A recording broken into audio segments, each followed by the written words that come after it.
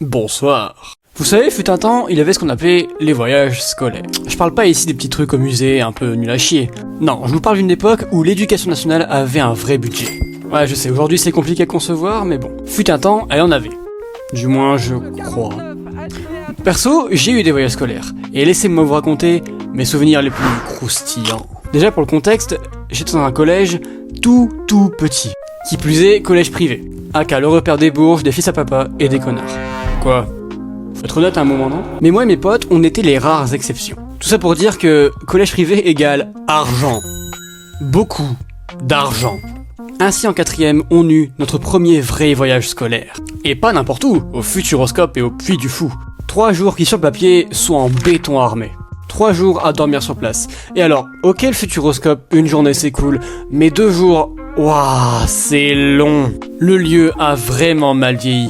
En fait, c'est rempli d'attractions qui se promettent être modernes et supposément immersives, mais en fait, on dirait juste des putains de fauteuils qui vibrent avec un cinéma en 720p devant. Bonjour, je suis Nicolas Sarkozy. Je vous jure, nos journées, ça ressemblait un peu à ça, en fait. Ça va les mecs, ça vient un petit peu, non ? Ta gueule, profite du film. Ah, ok.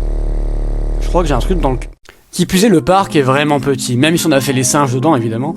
Non, le vrai fun, c'était le soir à l'hôtel. Car oui, on avait le droit à l'hôtel, et ici, je parle pas des vieilles chambres miteuses avec des chaussettes qui sentent le sperme sous le lit.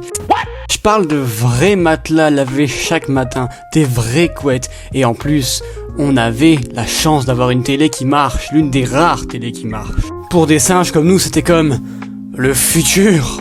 Bienvenue au 21e siècle. Dans la chambre, on était 5 singes. Moi, évidemment. Théo, Robert. Robert, ta musculature me fait toujours chavirer.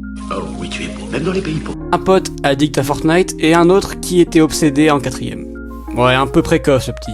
Du coup, pour le calmer quand ça dérapait, comme tout humain normalement constitué, on lui lattait la gueule avec des chaussons. Ah, je vous dis, une belle équipe de salopards. Avec qui il s'en est passé des choses. Le pire, c'était la 2ème nuit. Pour le contexte, il était 23h.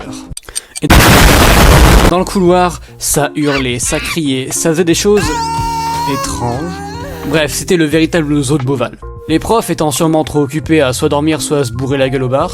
À la santé du roi Louis VI le Grand. Robert commençait légèrement à en avoir plus qu'assez, pour ne pas dire qu'il était vénère sa mère.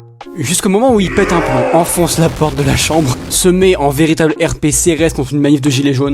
Il a commencé à courir après ceux qui foutaient le bordel, les plaquer au sol, on était morts de rire. Ce fou a carrément enfoncé une porte, au point de faire sauter les gonds de la chambre. Comment vous dire qu'à son retour, on a légèrement évité de l'emmerder. D'ailleurs Théo, si tu regardes cette vidéo, sache que je t'adore, hein. Mais quand à 6h du matin je me fais réveiller par le putain de générique des Cités d'Or, à fond la caisse dans la chambre, comment te dire qu'à un moment faut aller te faire. Ah, et j'ai aussi failli dégueuler avec une attraction qui mettait en scène des robots et fallait danser avec le robot, enfin, ça pue la merde. L'année suivante, on a eu un voyage en Espagne. Et là, franchement, j'ai pas trop de points négatifs, c'était juste trop bien. Avec Jacob, on chantait à plein poumon dans les rues de Barcelone, c'était incroyable.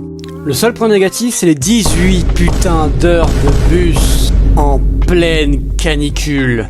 On avait des cernes de la taille d'un paquebot. En vrai, je critique, mais ces voyages, ça reste la meilleure expérience de mon collège. Ça restera pour toujours des moments gravés dans ma mémoire. Allez, j'ai plus rien à vous dire, cassez-vous.